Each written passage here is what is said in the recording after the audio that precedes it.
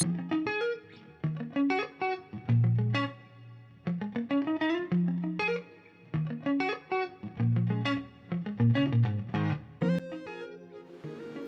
everyone, welcome to back my channel Rainbow Arc of Color।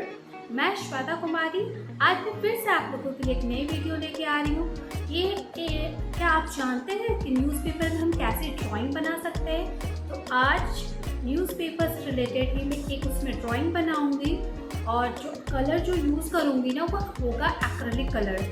तो ज़्यादा बातें ना करते हुए चलिए वीडियो को स्टार्ट करती हूँ। उससे पहले अगर आप मेरे चैनल पे नए हैं तो मैं जो भी वीडियो बनाऊँगी उसको स्किप बिल्कुल मत कीजिएगा, उसे लाइक कर दीजिए, कमेंट कर दीजिए और सब्सक्राइब कर दीजिए और बेल आइकन को जोर दबाएं जिससे मेरी नई वीडियो की नोटिफिकेशन आपको मिलती रहे।